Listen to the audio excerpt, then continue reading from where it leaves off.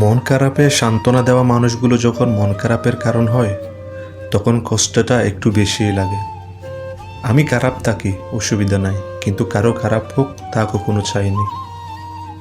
যে রাগ করে চলে যায় সে ফিরে আসতে পারে, কিন্তু আঘাত পেয়ে যে চলে যায় সে কোনোদিনও ফিরে আসে না। জীবনটা যদি এতই আনন্দময় হতো তাহলে পৃথিবীতে আসা মানুষ কান্না করে আসতো না। হাজার আনন্দ মাটি হয়ে যায় যদি সেটা ভাগ করার মতো মনের মানুষ না থাকে। আপনি পা না ভিজিয়ে হয়তো সাগর পাড়ি দিতে পারবেন, কিন্তু চোখ না ভিজিয়ে কখনো জীবন পাড়ি দিতে পারবেন না। মাঝে মাঝে ইচ্ছে করে রাগ দেখিয়ে অভিমান করে কিছু একটা করে বসি, কিন্তু পরেই ভাবি কার উপর রাগ করব আমি, আমার তো রাগ বোঝার মতো কেউ নাই। জীবন হলো জলের নৌকা, কখনো সুখের পাল তুলে, কখনো দুঃখের স্রোতে ভাসে, কখনো ছুটে যায় ভালোবাসার টানে, আবার কখনো থেমে যায় অজানা অভিমানে। কারো মুখের হাসি দেখার জন্য নিজের কান্নাটা লুকিয়ে রাখার নামই হয়তো জীবন। যার গাম জড়ানো টাকায় আমরা সুগন্ধি মেখে বেড়াই তিনিই হলেন বাবা। পশু পাখিরাও একে অপরকে বুঝে, আর মানুষ সে তো সবসময় অন্যকে নিচু করার সুযোগ খুঁজে। জীবনে চলার পথে তোতা হইও না, ঈগল হও। তোতা পাখি অনেক কথা বলে কিন্তু উপরে উঠতে পারে না, ঈগল নীরব থাকে কিন্তু আকাশে রাজত্ব করে। আগে কিন্তু অনেক বকবক করতাম, এখন চুপ থাকতে শিখে গেছি। আগে সবার সাথে থাকতে ভালোবাসতাম, এখন একা থাকতে শিখে গেছি। আগে হাসতে ভালোবাসতাম, এখন হাসার আগে দুইবার ভেবে দেখি, কারণ সময়ের সাথে সাথে নিজেকে পাল্টে নিয়েছি। এই পৃথিবীতে কেউ আপন নয়, কিছুটা মায়া, বাকিটা শুধু অভিনয়। প্রচণ্ড মন খারাপ হলে 4-5 মিনিট ফোন দিয়ে কথা বলার মানুষ যদি আপনার জীবনে না থাকে তাহলে আপনি পৃথিবীতে সত্যি একজন দুঃখী মানুষ। জীবনে বিজি লাইফই সুন্দর, আজাইরা কিছু মাথায় আসে না, ওভার থিঙ্কিং করার সময় হয়ে ওঠে না, আর লাইফে নাই এমন মানুষের কথা ভেবে মনও খারাপ হয় না। রাগ বুদ্ধিকে গ্রাস করে, অনুতাপ পাপকে গ্রাস করে, চিন্তা আয়ুকে গ্রাস করে, আর অহংকার মনুষ্যত্বকে গ্রাস করে। ইচ্ছা থাকলে উপায় বের করা যায়, আর ইচ্ছা না থাকলে অজুহাত বের করা যায়। আমাদের মায়েরা নিজ হাতে যেটুকু রান্না করুক না কেন তার সবসময় প্রশংসা করা উচিত, কারণ কারো কাছে খাবার নাই, আবার কারো কাছে মাও নাই, তাই মায়ের হাতের রান্না সবসময়ই সেরা। ছোটবেলায় মনে হতো যোগ বিয়োগ গুণ বা নামাতা এগুলো খুবই কঠিন জিনিস। তারপর যখন একটু বড় হলাম তখন ইতিহাস ভূগোলের পাতলা বইগুলো দেখে মনে হতো এত মোটা বইগুলো একা পড়ে কিভাবে শেষ করব। এরপর যখন ধীরে ধীরে আর একটু বড় হলাম এক একটা অধ্যায়ের জন্য এক একটা বই পড়তাম, আর স্কুল জীবনের বইগুলোর কথা ভাবতাম। বয়স বাড়লে বারো বাড়তে থাকে, তাই স্কুল জীবনে মনে হয় কলেজ ভালো, আর কলেজ জীবনে মনে হয় চাকরি, আর চাকরি জীবনে এসে আবার সে স্কুলে ফিরে যেতে ইচ্ছে করে। কাউকে ভালোবাসার অনেক পথ আছে, কিন্তু একবার ভালোবেসে ফেললে তাকে বলার কোনো পথই নেই। কাউকে বোকা বানিয়ে নিজেকে বেশি চালাক মনে করো না। মনে রাখবে সে তোমাকে বিশ্বাস করেছিল, তাই তুমি তাকে বোকা বানাতে পেরেছ। বয়স বাড়ে, আয়ু কমে, হাসির দৈর্ঘ্য ছোট হয়, সম্পর্ক মরে, স্মৃতি গড়ে, এর নামই বোধহয় জীবন হয়। কেন 25 বছর বয়সে বিয়ে করতে হয় জানেন? অল্প বয়সে বিয়ে করার ফলে দ্রুত সন্তান নেওয়ার চাপ আসে না।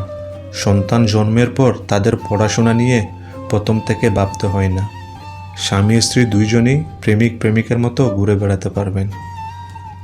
কথাই আছে একজনের থেকে দুজন ভালো, বিষয়টি সবারই বোঝা দরকার, কারণ সব সুখ দুঃখ ভাগ করে নিলে আনন্দ আরও বেড়ে যায়।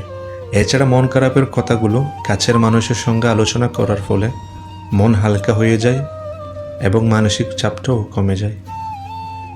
বড়লোক হওয়া যতটা সহজ, ছোটলোকি ছাড়া ততটাই কঠিন। উপরওয়ালা যা করেন ভালোর জন্যই করেন, এই বিশ্বাস যার মধ্যে রয়েছে সে দুনিয়ার সবচেয়ে বড় সুখী। কিছু হারিয়ে গেলে ততটা কষ্ট হয় না যতটা কষ্ট হয় প্রিয় মানুষগুলোর কথা বলার ধরনটা পাল্টে গেলে। সবসময় হাসি মুখ রাখা খুবই ভালো কথা, কিন্তু কারো খারাপ পরিস্থিতিতে নয়।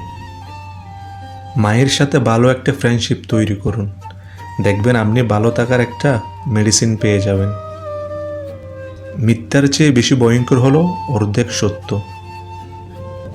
মানুষ বাঁচে নিঃশ্বাসে, ভালোবাসা বাঁচে বিশ্বাসে। নিঃশ্বাসের বিশ্বাস হারিয়ে গেলে যেমন মানুষ ভালোভাবে বাঁচতে পারে না, তেমনি বিশ্বাসের নিঃশ্বাস হারিয়ে গেলে ভালোবাসাও আর বাঁচে না। সময়ের হাত থাকে না, কিন্তু মাঝে মাঝে এমন থাপ্পড় মারে যেটা সারা জীবন মনে থাকে। সব ভালোবাসায় মরিচিকা ধরলেও বাবা মার ভালোবাসায় কখনো মরিচিকা ধরে না। পৃথিবীতে সব কিছু মনের মতো হয় না, কখনো মানিয়ে নিতে হয়, কখনো মানিয়ে নিতে পরিস্থিতি বাধ্য করে দেয়। কখনো কখনো প্রকৃতির নিয়ম ভেঙে শীতকালের আকাশেও বর্ষার বৃষ্টি হয়, অথচ 2-4টা নিয়ম ভেঙে তোমায় ফিরতে বললে তুমি হরেক রকমের বাইনা ধরো। প্রিয় মানুষগুলোর সাথে একটু দূরত্ব তৈরি করুন, দেখবেন অনেক কিছু বুঝতে পারছেন। নির্দিষ্ট একটা সময়ের পর আপনার জীবন থেকে সবই হারিয়ে যাবে। নিজে থেকে কথা বলা একবার বন্ধ করে দেখো, দেখবে অনেক আপনজন পর হয়ে যাবে, আসলে কেউ আপন নয়। নিজের লক্ষ্যের উপর জেদ রাখো, সাফল্য একদিন ঠিকই পাবে। গুণীজনেরা ঠিকই বলেছেন, জীবনটা হলো লাচিমের মতো, যতক্ষণ একটানা চলবে সবাই আগ্রহ নিয়ে দেখবে, যখন আপনি থেমে যাবেন তখন সবাই মুখ ফিরিয়ে নেবে। সমাজ মানে কি? সমাজ মানে তো তুমি কবে ঠিক ছিলে সেটা নয়, তুমি কবে ভুল করেছিলে সেটি সবাই মনে রাখবে। প্রত্যেকের জীবনে প্রেম আসে, কারো জীবনে ফুল হয়ে, আবার কারো জীবনে কাঁটা হয়ে। সংসার জীবন এমন একটি জিনিস যেখানে স্বামী স্ত্রীকে গুরুত্ব দিলে পরিবারের সবাই তাকে গুরুত্ব দেয়, আবার যে মাত্র স্বামী স্ত্রীকে অবহেলা করতে শুরু করে বাকিরা তখন হাততালি দেয়। সম্পর্ক আর ভালোবাসা বলতে কিছুই নেই, এখনকার দিনে সম্পর্ক আর ভালোবাসা নির্ভর করে স্বার্থের উপর। জীবনের প্রতি বেশিরভাগ মানুষই দর্শক, খুব কম সংখ্যক মানুষই যারা পথ প্রদর্শক। দরিদ্র পুরুষের প্রতি মেয়েদের এক প্রকার মায়া জন্মে যায়, আর এই মায়া থেকে জন্মায় ভালোবাসা। যেই পৃথিবী তোমার এত প্রিয়, সেই পৃথিবী থেকে তুমি একদিন পালিয়ে বাঁচতে চাইবে যখন তুমি জীবনের শেষ পর্যায়ে পৌঁছাবে, কারণ এই পৃথিবী শুধু তোমার যৌবন আর কর্ম দেখে মূল্যায়ন করে। আমি কখনো কাউকে মন থেকে সরিয়ে দেইনি, যার মন ভরে গেছে সে নিজ থেকে সরে গেছে। এরা কি সত্যি ভালো থাকে যারা নিজে ভালো থাকার জন্য অন্যের ভালো থাকা কেড়ে নেয়? কমেন্ট করে জানাবেন প্লিজ। যদি ভিডিওটা ভালো লাগে তাহলে অবশ্যই চ্যানেলটা সাবস্ক্রাইব করবেন, আর একটা লাইক দিয়ে যাবেন, কারণ আপনার একটা লাইক আমাকে পরবর্তী ভিডিও বানাতে উৎসাহ যোগায়। সবাই ভালো থাকবেন, আল্লাহ হাফেজ।